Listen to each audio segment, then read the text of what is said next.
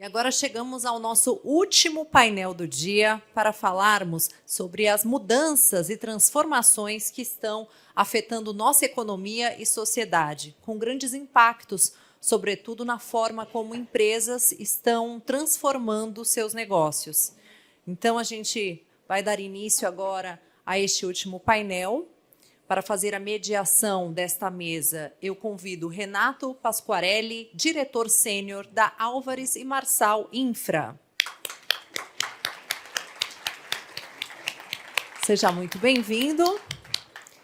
E ele receberá nesse debate os seguintes convidados: Guilherme Correa, diretor substituto do Departamento de Incentivo às Tecnologias Digitais do Ministério de Ciência, Tecnologia e Inovações. Uma salva de palmas. João Pieroni, superintendente de Desenvolvimento Produtivo e Inovação do BNDES. Márcio Stefan, diretor executivo de receitas da Algar. Maria Tereza Azevedo Lima, diretora executiva de governo da Claro. Pronto? Pronto. Bom, boa tarde a todos e todas. Um grande prazer estar aqui de volta no painel Telebrasil. Nos últimos 13 anos tive o prazer de representar a Algar Telecom aqui, muitos de vocês nesse painel.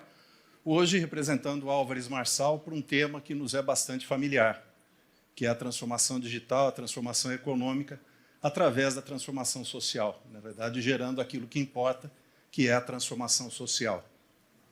A Álvares tem uma atuação mundial, já de muitos anos, desde 1984.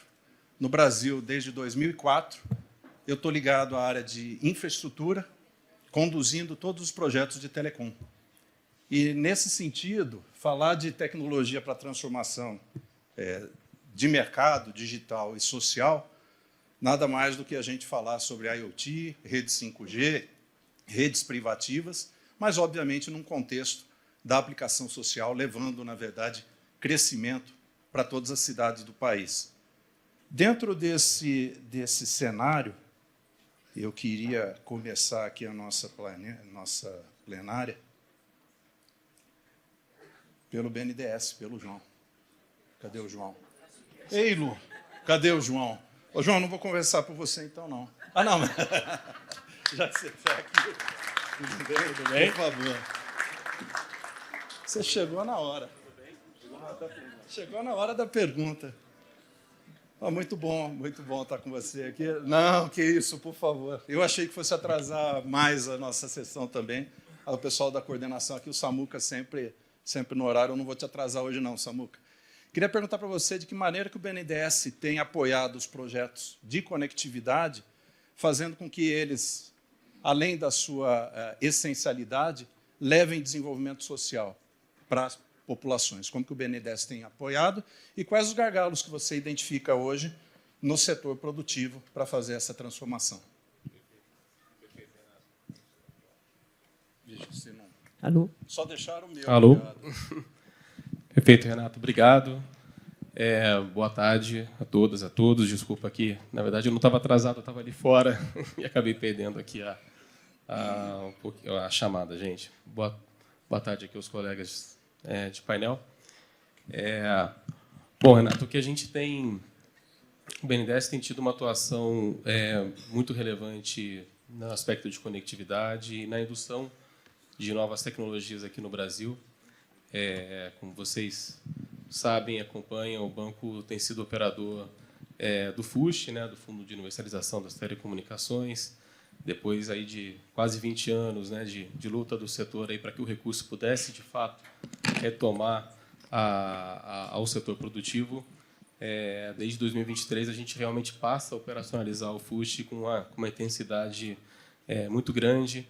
O ano passado, a gente atingiu, pela primeira vez, uma aplicação maior do que o volume de recursos captados do FUST, e o FUST já está com mais de 2 bilhões e 400 mil reais investidos, levando aí conectividade, mais de 12 mil quilômetros de fibra sendo construídos, atingindo com recurso reembolsável, né? No reembolsável, quase 2.000 escolas. Então, a gente tem acho que todo o setor vale a pena se orgulhar assim, das entregas que o FUST vem tendo ao longo do tempo, e o BNDES tem conseguido operacionalizar de forma direta, de forma indireta, chegando nos pequenos provedores. Agradecer aqui o Ministério das Comunicações, a Anatel, que ajudou a formar um programa que é, de fato, simples de ser operacionalizado pelo BNDES, né? O BNDES não é uma instituição tão simples de ser acessada, mas a gente aqui conseguiu fazer um produto que seja de fácil acesso aqui para o setor. E a gente tem buscado fazer a conectividade, assim, eu acho que o olhar do banco, Renato, tem que ser uma perspectiva mais abrangente. Assim, o FUST é um dos instrumentos, e a gente tenta, a partir dessa conectividade, a partir da ampliação, da inclusão, né, de mais pessoas aqui com tecnologias, induzir outras infraestruturas, induzir tecnologias locais. Então, o BNDES tem outros instrumentos que ele vem utilizando de forma muito forte, que são o Funtel, né? Acho que também vocês conhecem bem, tanto o BNDES quanto o FINEP operacionalizando o Funtel com tecnologias nacionais, e, mais recentemente, um programa que se chama Mais Inovação.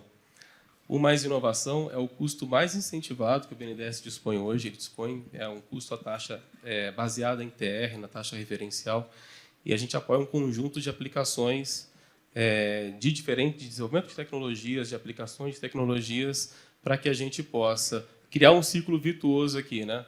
Ampliar a infraestrutura, mais pessoas incluídas digitalmente, ao mesmo tempo puxando uma indústria que, de fato, no Brasil consiga desenvolver tecnologias, consiga aplicar as novas tecnologias de IoT, de inteligência artificial. Então, só em aplicações de inteligência artificial no último ano, por exemplo, o BNDES apoiou com mais de R$ 1 bilhão projetos da indústria de telecom, de software. Então, a gente fecha um pouco desse ciclo de forma mais holística, né? E um dos grandes desafios tem sido, acho que a gente está batendo no teto do orçamento do FUST, Renato, hoje. Acho que hoje essa é uma discussão que a gente vem tendo com o Conselho Gestor do FUST, com o Ministério das Comunicações, para que a gente possa, de maneiras de expandir o uso desse recurso.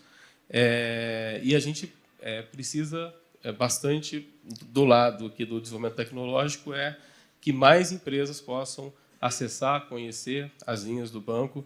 Eu acho que a gente tem aqui, uma das raras momentos aqui da história recente do país em que a gente tem um conjunto de instrumentos muito completo para atender de forma mais abrangente esse conjunto de temas. E, para encerrar aqui, eu já falei bastante, e passar para os nossos colegas, o que reforça muito esse conjunto de instrumentos foi a própria política industrial. Hoje a gente tem uma política industrial, a partir de 2023, que se chama Nova Indústria Brasil. Ela tem uma das missões dessa política industrial, a transformação digital. Então, a gente consegue expandir, puxar muitos desses instrumentos, porque a gente tem uma coordenação maior de política industrial, que a gente espera que seja não só política de governo, mas sempre política de Estado, como precisa ser uma política industrial, para ser eficaz. Excelente. Que bom, né, Ferrari? Depois de tantos eventos do painel Telebrasil que a gente participou juntos, acho que esse é o primeiro, segundo ano, talvez, que a gente tem, de fato, os fundos, o dinheiro disponível e sendo investido naquilo que realmente se propunha, né? Então, realmente, muito interessante. Vou passar para o Guilherme. Guilherme, dinheiro tem, apoio estrutural também.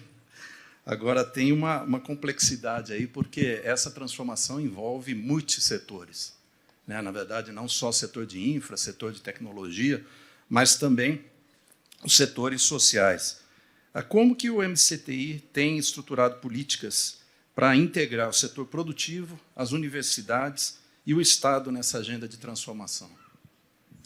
Obrigado, Renato, pela pergunta. Primeiramente, agradecer o convite, em nome do Samuel Possebon, ao MCTI. Eu estou aqui representando o nosso secretário de Transformação Digital, Henrique Miguel, lá do Ministério da Ciência, Tecnologia e Inovação, que, inclusive, neste momento, está participando de uma reunião, se eu não me engano, a segunda reunião do grupo técnico do PBIA, né, o Plano Brasileiro de Inteligência Artificial, Por conta disso, ele não pôde estar aqui.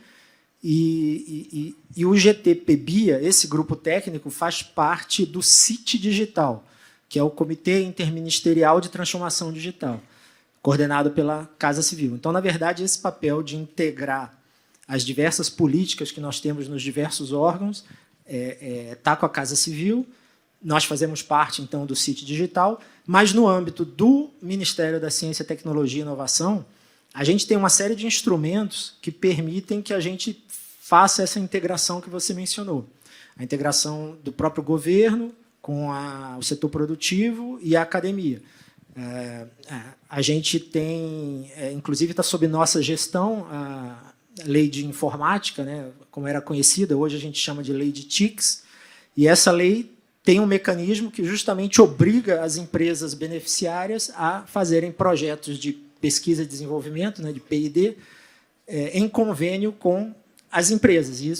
As empresas fazerem projetos em convênio com os ICTs públicos e privados. E isso inclui as universidades, e dessa forma a gente promove essa aproximação. Então, é um instrumento bem efetivo para essa ação, que é aproximar os atores, né, da tripla hélice. E, além disso, a gente tem outros instrumentos. O Pieroni mencionou o FUST, eu não posso deixar de mencionar o FNDCT, que também, agora, poucos anos para cá, vem sendo descontingenciado, e a gente tem algo, esse ano, se eu não me engano, estava previsto na lei orçamentária anual algo em torno de 14 bilhões de reais para uso do Sistema Nacional de Ciência, Tecnologia e Inovação. E uma série de projetos, principalmente executados pela FINEP, que é o nosso braço, né, o braço do MCTI, que operacionaliza o FNDCT. Então, a FINEP tem uma série de chamadas que promovem também esse tipo de arranjo institucional e de projetos conjuntos entre esses atores, entre a academia, entre o setor produtivo, e com o olhar do próprio governo no sentido de atingir as políticas públicas que são do interesse do país como um todo. Excelente. Quer dizer, se tem um modelo que funciona, é dinheiro, coordenação política e as operadoras para poder fazer essa máquina girar. Eu vou passar para o Stefan. Stefan, a Algar sempre teve uma característica de empresa inovadora regional, mas que vem expandindo seus serviços e, obviamente, trabalhando aí em novos serviços, especialmente em médias cidades e também no agronegócio. Como que você vê a entrega, né, quais são os serviços que a Algar tem transformado e como que você vê essa coordenação com os recursos disponibilizados pelo BNDES e pela capacidade de atender pequenas e médias localidades e essa condução aí da política digital envolvendo IA, IoT, redes privativas e outros serviços que eu sei que vocês sempre tiveram à frente. Boa tarde a todos, um prazer estar aqui. Um pouco do que você comentou, né? Acho que se cada entidade fizer aquilo que lhe cabe, né? O governo regulando, incentivando, tornando mais equânime o acesso de todos, né? Cabe a nós, operadoras aqui, fazer a entrega do serviço, né? E essa entrega de serviço que começou lá atrás como um serviço puramente de telecomunicações, de universalizar telecomunicações, no caso da Algar, uma empresa que nasceu no interior, né, do Brasil, e aí se expandiu pelo Brasil inteiro, coube a nós também pensar nesse novo passo, né? A gente vem falando hoje que as empresas nossas de telecomunicações não são simplesmente mais telecomunicações, a Algar até recentemente mudou o nome de Algar Telecom para simplesmente Algar, porque a gente se considera hoje muito mais uma hub de negócios do que efetivamente só uma empresa de telecomunicações. Então, já levamos telecomunicações aos nossos clientes, que vão lá do Nordeste até o Sul, mas também estamos nos transformando nessa hub digital, oferecendo mais serviços de inovação, serviços que o cliente hoje, né, ele mais do que telecom, ele precisa de mais eficiência. A eficiência se alcança também com novos produtos, novos serviços. Nós começamos a inovar, como você comentou lá atrás, com data centers, com serviços de cloud. Depois avançamos, né, para serviços de IoT, de conexão, de plataformas, né, de monitoramento. Fizemos um avanço que eu diria que foi uma grande mudança de paradigma para nós, que foi a criação do Brain, que é o nosso Centro de Inovação e Pesquisa, que criou todo um ecossistema de inovação que nos permite estar antenado com aquilo que acontece de mais moderno, não só aqui, mas também nos outros países. E isso permitiu que a gente pudesse avançar nessas camadas adjacentes a telecomunicações, de tecnologia, de infraestrutura de escritório, de software computacional. E, por fim, avançamos também muito na inteligência artificial, trazendo muito da nossa experiência, porque quando o governo incentiva, você não incentiva só através da construção de infraestrutura, mas também na formação de técnicos. A gente vê a formação de empresas de software, mão de obra especializada. Isso permitiu que a Algar, internamente, tivesse diversos aplicativos de inteligência artificial para melhorar faturamento. Então, quando a gente manda fatura para clientes, antes da fatura sair, tem uma máquina complexa que olha e analisa se as faturas saem certas. Quando tem um problema na rede, nós já temos uma inteligência artificial avaliando o que aconteceu na rede, predição de problemas. A gente usa a inteligência artificial também para ajudar os nossos atendentes, as nossas equipes comerciais. Então, todo esse aprendizado que vai do ambiente de inovação, do apoio do governo, isso se transforma em inteligência, que depois se transforma em serviço para os clientes. Então, os clientes hoje começam a se aproveitar disso. A gente ajuda o cliente a vender melhor usando a inteligência artificial que a gente construiu para vender. O cliente consegue atender melhor os clientes dele usando a inteligência artificial que a gente usou para o nosso atendimento. Então, como você comentou, o mercado tem mudado muito, as empresas esperam cada vez mais de nós, e nós, com o incentivo que o governo vem dando, a gente vem colocando mais dinheiro em inovação, para poder ajudar a trazer mais eficiência para todos os clientes que precisam disso para crescer. Muito bom. E olhando para a escala nacional, Maria Tereza, hoje o Félix comentou sobre os desafios aí não só do lançamento de fibra, mas do Open Gateway. E aí a pergunta que eu te faço é como que a Claro tem aplicado a IoT, 5G e o próprio Open Gateway para acelerar essa transformação digital dos governos e das empresas, sabendo que a gente lida com uma diversidade imensa dentro do nosso país. E vocês estão presentes em toda essa diversidade. Obrigada pelo convite, cumprimentar aqui os colegas. Bom, o Félix já deu spoiler, assim, é um desafio, mas quando nós pensamos em aplicar essas soluções de internet das coisas, 5G, redes privativas, Open Gateway, que eu acho que é um caminho, uma avenida larga para a inovação, os desafios são grandes, Eu acho que eles começam por alinhar expectativas com os nossos clientes. Muitas vezes eles querem inovar, querem aplicar, mas eles têm expectativas, às vezes, pouco realistas ou pouco precisas do que eles pretendem alcançar. Outros desafios são os clientes, eles têm uma vida, eles têm sistemas legados e que nós precisamos apoiá-los na integração a esse novo mundo. Isso também é um desafio grande. Existem desafios que são bastante grandes, que são de segurança, privacidade, governança de dados. E aí vale um comentário, nós não devemos ver esses aspectos como obstáculos à inovação, mas como pré-requisitos. Então, nós temos que incorporar esses aspectos às soluções que nós procuramos implementar para os clientes. E tem um desafio muito grande que nós observamos com os clientes, sobretudo nessa área B2B, onde eu atuo, que muitos deles têm dificuldade de apresentar estudos viáveis financeiramente para justificar os seus projetos de inovação. Então, o nosso papel é tentar transformar. Tem também a questão regulatória, que os nossos clientes não dominam, então nós temos que apoiá-los nisso. Então, é um processo complexo, que envolve não apenas tecnologia, mas que nós procuramos simplificar essa jornada para os clientes, procurando transformar essa coisa complexa numa coisa mais simples, mostrando que nós podemos ser um parceiro confiável, com experiência e que vamos apoiá-los nessa jornada. Como nós costumamos dizer lá dentro de casa, nosso papel é levar os nossos clientes, sobretudo o B2B, para o próximo novo. E é isso que a gente procura fazer todo dia, como parceiro estratégico. Muito bom. Vou aproveitar teu gancho, pedir agora fazer mais uma rodada, para perguntar aqui sobre experiências e desafios. Acho que desafio é uma palavra que o brasileiro adora. O desafio do nosso setor sempre foi ser reconhecido como essencial, e eu acho que, com tanta transformação, com tanta coisa acontecendo, é difícil a gente não dizer que tudo passa por telecom, tudo passa por essa infraestrutura digital. João, como que você, BNDES, avalia os resultados previstos, esperados para os investimentos do FUST, e qual o papel do setor privado para complementar essa jornada? O que está faltando para acelerar, ou o que você vê que poderia ser melhor feito para que os incentivos sejam ainda mais volumosos e ágeis para essa jornada? Ótimo, Renato, obrigado. Bom, eu acho que vale, a respeito do FUST, gente, acho que vale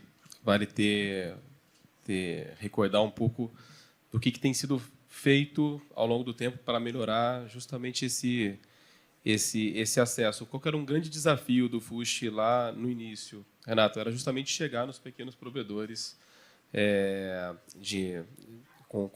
né, que provém internet aí nos lugares mais distantes do país. E você olhar hoje o FUST, ele está concentrado em Norte e Nordeste, na sua grande maioria do seu desembolso, que já é um fator muito positivo para, né, reduzir as assimetrias regionais do país.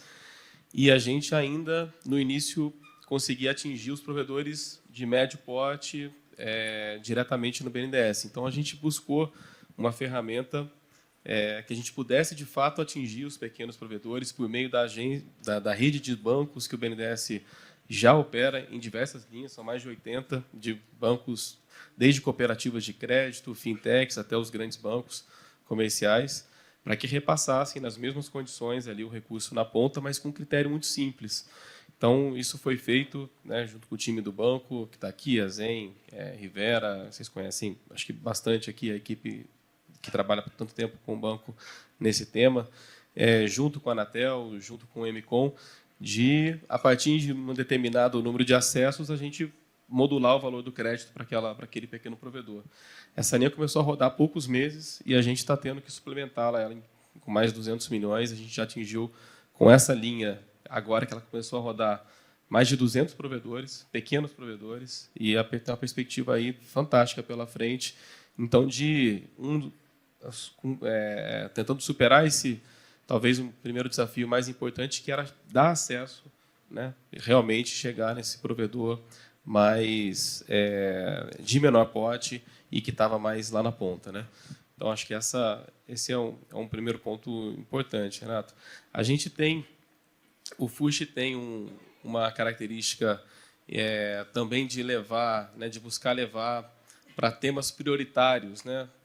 Dentro do FUST, a gente tem linhas que, se aquela operadora está levando conexão para escolas ainda não conectadas, para favelas, ou para o ambiente rural que foi selecionado ali, né, pelo mapa, pelo MDS, a gente tem uma taxa ainda mais, um spread ainda menor, e a gente vem conseguindo projetos importantes aqui, né? A gente tem um projeto grande, por exemplo, com a BrisaNet ali, que está toda a região metropolitana de Fortaleza, as comunidades estão sendo conectadas a partir de recursos do FUST, que eu acho que é um projeto que é muito bacana de se ver, que a tecnologia 5G acaba permitindo, né, acessar lugares mais complexos, né, para a gente usar um termo mais tranquilo aqui. Então, um segundo desafio é como é que a gente amplia esse uso de recursos em espaços prioritários, né? Que mais demandam de conectividade, escolas, favelas, nesse ambiente rural. E o terceiro ponto, Renato, eu acho que é um esforço conjunto, setor privado, governo, que é da gente buscar mais recursos para essa agenda de conectividade. Hoje, de fato, a gente está batendo num teto entre projetos já protocolados no BNDES, essa linha de pequenos provedores que eu mencionei, que vem crescendo a um volume, uma taxa muito elevada.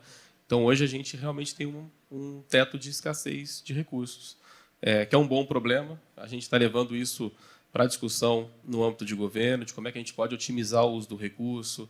Há rendimentos do FUST que a gente pode buscar, rendimentos que ficam ali ao longo do tempo, que a gente vai buscar operacionalizar. Então, acho que esse é um desafio importante. E a gente, eu acho que, incluindo mais pessoas, incluindo mais empresas, vou voltar um pouquinho para a minha fala inicial. O banco olha o acesso à conectividade de forma tão relevante, mas que a gente consiga desenvolver, junto com esse acesso, uma cadeia nacional, seja de desenvolvimento de tecnologias, de IA, de equipamentos, para que a gente possa realmente ter um efeito muito mais abrangente na economia brasileira. Uma das... na política industrial, né, na NIB, a gente tem a missão 4 de transformação digital e ela tem uma meta. A meta abre aspas aqui, transformar digitalmente 25% das empresas brasileiras. E o que é transformar digitalmente essas empresas? Tá? Qual é a métrica que foi construída muito em parceria com o MCTI, aqui junto com o time do Guilherme, do Henrique Miguel? É que essas empresas adquiram tecnologias portadoras de futuro, né? Então, passem a implementar inteligência artificial, IoT, serviços em nuvem. Então, eu acho que tem um esforço grande da gente, a partir de conectividade, a partir de uma infraestrutura, também induzir inovação e internalização de novas tecnologias. Acho que esse é um desafio importante, juntar conectividade e puxando uma cadeia nacional relevante no país. Muito bom. Você me deu um outro gancho aqui que eu vou passar para o Guilherme. Guilherme, quando a gente fala em integração, quando a gente fala em sincronizar os atores, naturalmente aparecem entraves e eles vão surgindo de forma desconexa, né? Quando você avalia hoje, né, os grandes desafios, quais são aqueles que o governo, que você diria que o governo está, vou dizer, mais preocupado ou mais atento? Mão de obra, capacitação, investimento ou, quem sabe, até o próprio ambiente regulatório, que hoje tem aí diversos atores nacionais e internacionais interferindo. E como que você acredita que eles podem ser superados dentro dessa coordenação que vocês são um dos responsáveis, estão aí fazendo de forma muito atuante? Exatamente. Você já tocou em dois desafios bem relevantes. Mão de obra, né, que basicamente a gente ter expertise, ter talentos, ter recursos humanos suficientes aqui no país para tocar toda essa agenda de transformação digital, sem dúvida, é um desafio. A parte de regulação, a parte de normativas e regulação também é um desafio. A gente está vendo, no exemplo hoje talvez mais citado, que é inteligência artificial. Está tendo uma ampla discussão, existe um projeto de lei sendo discutido na Câmara dos Deputados, o PL 2338. Então, urgente que se defina questões, que se balanceie, por meio dessa regulação, as questões de inovação, as questões de propriedade intelectual, enfim, tem uma série de questões. Mas eu acrescentaria também mais um desafio que você não citou, que é a questão de infraestrutura. Isso vale tanto para a questão da inteligência artificial, eu vou usar muito a inteligência artificial como exemplo, porque tem sido uma pauta bastante prioritária para a gente lá no MCTI, por conta do Plano Brasileiro de IA, né, do PBIA. E o próprio PBIA, que é dividido em 5 eixos, ele tem como primeiro eixo justamente a infraestrutura. Para a gente ter IAs soberanas, né, como a gente costuma dizer, IAs que entendam a nossa linguagem, o nosso linguajar, o português brasileiro, essas IAs precisam ser treinadas aqui no Brasil em infraestruturas localizadas no Brasil. E a gente sabe que isso demanda, foi citado aqui no keynote anterior pelo Rafael, isso demanda uma infraestrutura de processamento gigantesca e a gente hoje não tem isso. Então, isso é um desafio e o Plano Brasileiro de Inteligência Artificial está tentando endereçar esse desafio com recursos do FNDCT, que eu já havia mencionado, e a ideia é tentar a gente ter em vários níveis infraestruturas de processamento e de armazenamento que possam que possam ser usados para treinar essas IAs com dados não só de governo, mas com dados até da indústria também. E aí a gente quer ter uma grande máquina, um grande supercomputador que possa treinar grandes modelos de linguagem, a gente quer ter máquinas médias espalhadas em todas as regiões do país, a gente quer ter máquinas na nuvem de forma com maior capilaridade, atingindo pesquisadores e startups de todo o país. Então, a questão da infra é um desafio grande. Tá? O PBIA está tentando endereçar. Então, são 3 desafios. Só para recapitular a fala aqui, né? A capacitação, a parte de RH, a regulação, a parte, né, dos normativos, falei do PL 2338, e a questão da infraestrutura. Então, esses 3 desafios, na minha visão, e na visão de vários colegas lá do MCTI também, são os principais desafios que, no olhar da inteligência artificial, estão sendo endereçados pelo PBIA. É lógico que a gente tem esses 3 desafios em outras esferas. No setor de telecom, certamente, existem muitos desafios semelhantes que precisam também ser endereçados, mas aqui eu estou dando esse destaque para a questão da IA pelo fato de ser hoje realmente a pauta que tenha tomado mais prioridade lá para a gente. Muito bom, muito bom. E falando em desafio, Márcio, você é um cara que já gastou bastante sola de sapato, conversando com vários setores produtivos. Qual que você diria, né? Quais são os principais desafios que as operadoras têm encontrado para entregar para demandas de projetos de redes privativas, IoT, serviços digitais? Hoje foi dito que a IoT poderia elevar a produtividade da indústria, do agro em quase 60% e da indústria em quase 40%. Ou seja, demanda tem aí. O que você acha quais ainda são os entraves para que, de fato, o telecom deixe de ser só conectividade e passe a ser o grande alavancador de produtividade dessas indústrias?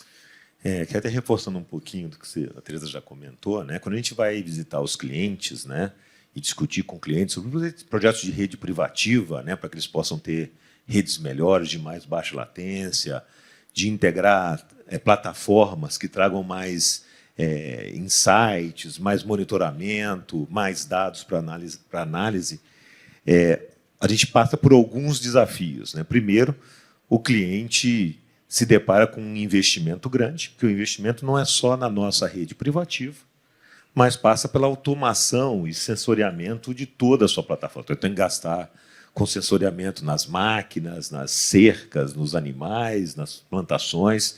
Então, o primeiro desafio é ajudar o cliente a produzir um plano de negócio que demonstre que essa eficiência se paga, né?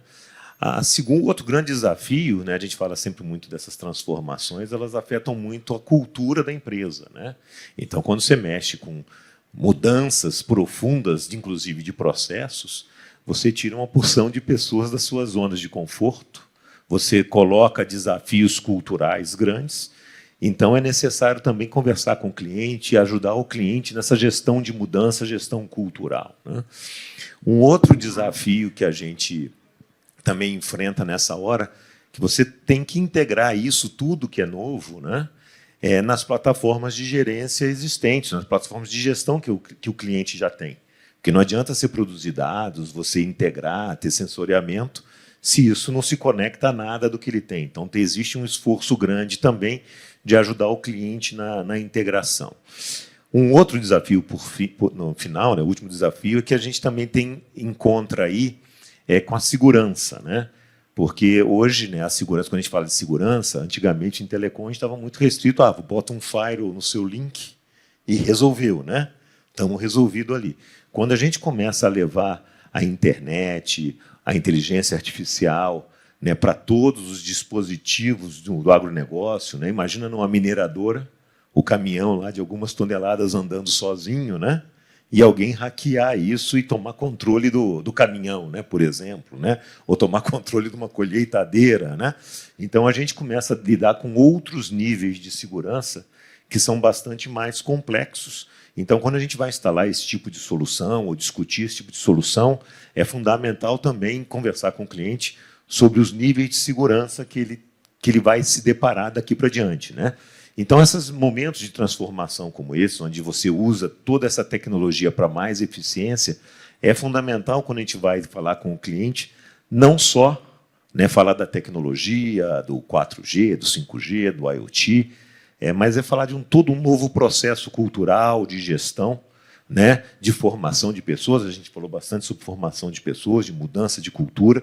Então, é um esforço bastante grande para não só convencer o cliente, mas também para preparar ele para que ele tenha uma experiência positiva com a mudança. Porque senão o que ele vai se deparar é com, putz, botei um dinheiro grande, ou me falaram tanto dessa nova tecnologia e, no final das contas, não estou conseguindo aproveitar. Então, é fundamental no nosso papel aqui de provedor de serviço, não olhar só a tecnologia em si, mas ajudar o cliente a entender o processo como um todo para que ele tenha sucesso na sua empreitada. É bacana o que você está falando, porque deixa de ser aquela leitura de que é uma especificação técnica, qualquer um consegue fazer, e passa a ser uma integração entre a operadora e a operação do cliente. Quer dizer, você tem que entender muito mais como o cliente funciona do que como a tecnologia funciona, que no final do dia é o que vai mudar, né? Quanto mais você avança, né, Renato, na cadeia produtiva do cliente, mais importante é o nosso papel de orientador até, né, de consultor, para que o cliente possa aproveitar, né, todas as frentes e tudo que a tecnologia pode dar, né? Inclusive do âmbito regulatório, né, que foi citado aqui, que às vezes querem fazer coisas que regulatoriamente pode, não pode. Então, esse nosso papel maior, né, de trazer tudo isso que o BNDES falou, né, o Ministério da Ciência e Tecnologia, esses avanços, essas linhas de financiamento, como é que a gente pode usar tudo isso em benefício do cliente? Muito bom. E, Maria Tereza, Claro, né, tanto pela dimensão quanto pelo tempo de atuação no Brasil, tem muita experiência com parceria público-privada.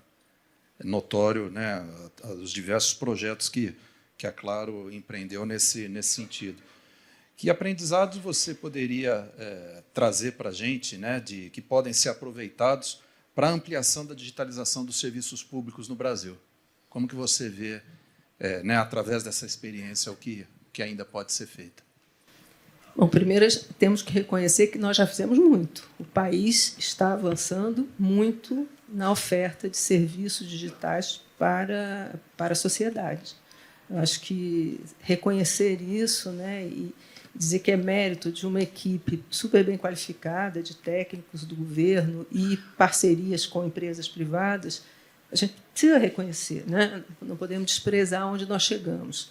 Mas eu acredito que tem coisas a fazer, né? Como aprendizado. Eu diria que o governo hoje, né, tem grandes desafios, recursos escassos, necessidade de pessoas qualificadas nesse novo mundo, inteligência artificial, né, cloud, redes privativas. Então, isso tudo precisa ser tratado, e nisso a nossa parceria pode contribuir.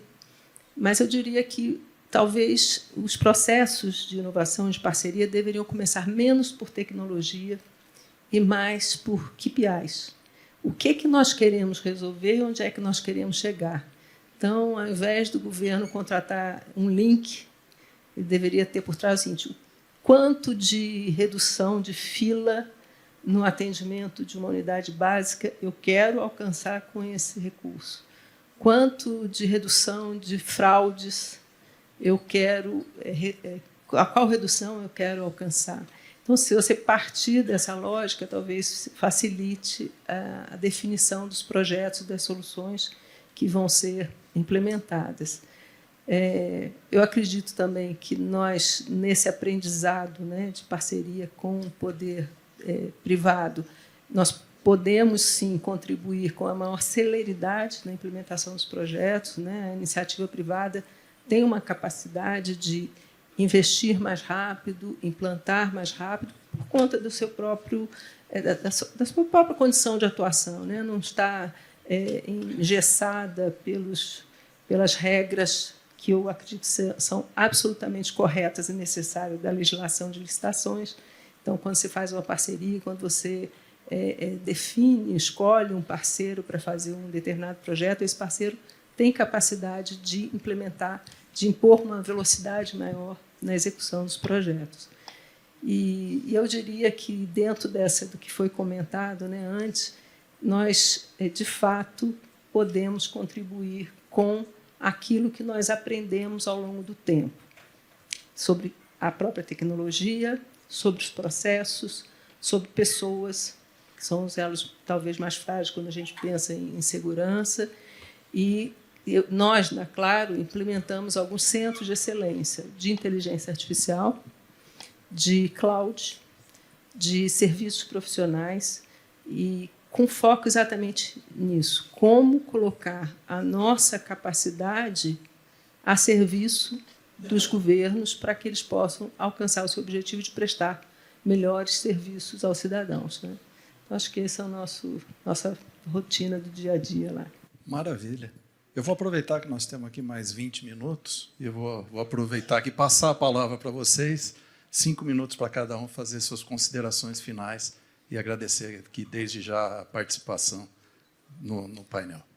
Por favor. Começando aqui pelo João, eu vou na sequência. João, depois Guilherme, Márcio e fecho com a Maria Tereza. Obrigado, Renato. Bom, gente, eu acho que nós estamos num momento bastante positivo em relação a diferentes instrumentos. Eu acho que a gente tem um conjunto de políticas públicas que, seja do ponto de vista da indústria, com a Nova Indústria Brasil, com o PIBIA. Eu tenho 18 anos de carreira no BNDES. Acho que a gente nunca esteve tão próximo, por exemplo, da FINEP, na articulação das ações, e aqui em diferentes temas, né? A gente está falando de combustíveis do futuro, a gente está falando de minerais críticos, né? Que é um tema que está bastante em discussão, e muitas ações em conjuntas das instituições. Aqui, no tema de transformação digital, a gente trabalha em estreita cooperação com a FINEP, com os diferentes ministérios. E a gente tem hoje, de fato, no âmbito aqui da Nova Indústria Brasil, algo que talvez vocês não estejam acompanhando tão de perto, que é, pela primeira vez, a gente uma coordenação entre os diferentes bancos públicos, BNDES, Banco do Brasil, Caixa, BASA, BNB, a própria FINEP, são as instituições federais, todas orientadas para atender esses objetivos principais da NIB. Existe um guarda-chuva aqui que compõe essas instituições, que se chama Plano Mais Produção, e que está se buscando alinhar todas essas instituições para que elas tenham linhas, prioridades, que elas tenham previsibilidade, para que a gente dê ao setor produtivo as condições de pensar em investimentos de médio e longo prazo. Então, essa coordenação que está existindo entre as instituições federais também é um ponto muito importante. O BNDES, aqui na agenda de telecom, ele acaba operando o FUSH, fazendo esse repasse para as instituições, mas se a gente olhar de uma forma mais abrangente, com esse conjunto de tecnologias que vão ser necessárias, de IA, o apoio a data centers, tudo isso a gente vem buscando construir, acho que de uma forma bastante cooperativa, porque a gente tem políticas públicas que estão bastante em andamento. Renato, então, e para cada uma dessas linhas, a gente tem recursos, parte deles incentivados. Então, acho que hoje a gente está num momento muito propício. O Márcio fez um comentário aqui muito interessante, que como que as empresas de telecom estão se reconfigurando para ser empresas de diferentes serviços, de desenvolvimento de diferentes tecnologias, olhando o cliente de forma específica.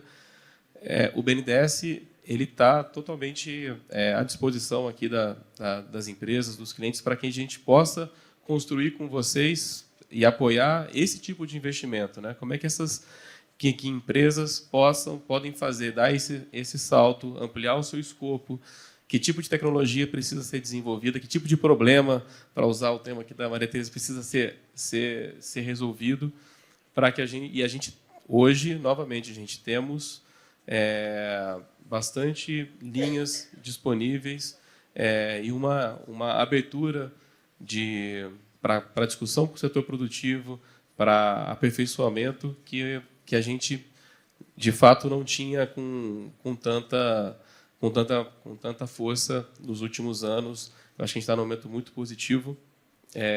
de políticas públicas e do BNDES.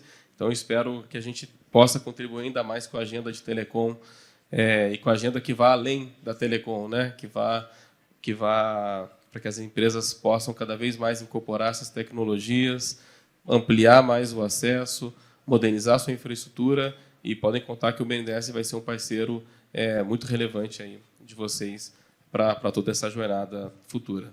Obrigado, gente. Obrigado, João. Parabéns pela condução aí das políticas do BNDES. Guilherme, por gentileza. Obrigado, Renato. Bom, nessa fala final eu queria colocar o MCTI à disposição de todos que estão aqui presentes. O MCTI é visto na esplanada como um ministério meio, é uma caixinha de ferramenta. A gente tem os ministérios finalísticos, Ministério da Agricultura, por exemplo, Ministério da Saúde, o MGI, que está olhando para o setor público, o Ministério das Minas e Energia, são todos ministérios finalísticos, ou seja, eles têm uma pauta, tem o próprio Ministério das Comunicações, então eles têm uma pauta em que eles atuam. O Ministério da Ciência e Tecnologia ele é transversal, tá? Ele tem instrumentos que vão servir para outros ministérios. E não só para outros ministérios, mas também para todo o ecossistema de ciência, tecnologia e inovação brasileiro. Aí eu estou falando também das empresas, que se beneficiam de uma série de leis de incentivos, e dos ICTs, que tanto os privados quanto as universidades formam um ecossistema que tem muita expertise, muito conhecimento, muita capacidade de desenvolver projetos. E a gente tem ao redor, então, do MCTI, uma série de também unidades de pesquisa e organizações sociais também, que nos auxiliam a fazer a executar uma série de políticas públicas. Então, assim, dizer que o MCTI está de portas abertas, tá? Eu vou ficar à disposição aqui ao final do painel para quem quiser trocar uma ideia. Vou dar mais um exemplo, a gente tem uma OS que é a Embrapi. A Embrapi tem uma série de ações ligadas à inovação, à indústria, né, ao setor produtivo, a parte de telecom, inclusive. A gente tem, por meio da lei de TICs, a gente tem suportado um novo instrumento da Embrapi, que são os centros de competência. Então, no que diz respeito ao setor de telecomunicações, a gente tem 2 centros de competência importantes que tocam temas como Open RAN, um deles, inclusive, está aqui presente, é o CPQD. O outro centro de competência é o Inatel, que toca o tema de 6G. Então, por meio desses centros de competência e por meio de recursos provenientes da lei de TICs, a gente consegue induzir uma série de projetos, uma série de avanços, em busca sempre aí de maior expertise do nosso ecossistema e de soberania tecnológica nesse mundo hoje que está muito geopolítico, né, nessas questões, muito ligado nessas questões geopolíticas e de independência e de soberania tecnológica. Então, o MCTI busca sempre, nesse sentido, trazer instrumentos. Aí eu mencionei a lei de TICs, mencionei a Embrapi, mencionei a FNDCT, vou mencionar também o PADIS, que é o Programa de Apoio à Indústria de Semicondutores. Então, a gente tem, para vocês terem uma ideia, a maior indústria fora da Ásia de semicondutores, na parte de encapsulamento, está aqui no Brasil. A de eletroeletrônicos nem se fala. Também o maior polo industrial de eletroeletrônicos fora da Ásia está aqui no Brasil. Então, a gente não vê indústria eletroeletrônica na Europa, não vemos indústria eletroeletrônica na América do Norte, nem na América Central. A gente vê na América aqui do Sul, no Brasil especificamente, por conta desses instrumentos que eu estou citando. Lei de informática, ou lei de TICs, o PADIS, o Programa de Semicondutores, com auxílio do FNDCT, com auxílio das OS, das unidades de pesquisa, enfim, de uma série de instrumentos que a gente tenta ser a caixinha de ferramenta de todos os setores, incluindo o setor de telecom. Então, acho que a mensagem principal é essa, estamos de portas abertas e à disposição para conversar com todos os senhores e senhoras. Obrigado. Obrigado, Guilherme. Stefan, por gentileza. Opa, vamos lá. Primeiro, falar que inovação, né, não é um caminho fácil, nem se faz sozinho, nem do dia para a noite, né? E aí, particularmente, eu queria parabenizar esse evento que, ao longo dos anos, né, vem aproximando os diversos setores envolvidos na criação de tecnologia, de inovação, né? Está o setor público aqui, está o setor privado, estão as telecons, estão as TICs, estão os concorrentes, estão os parceiros, né? Estamos todos aqui juntos ao longo dos anos debatendo o que é melhor, os melhores caminhos, né? Ouvindo o que o governo tem para dizer através da sua regulamentação, dos seus incentivos.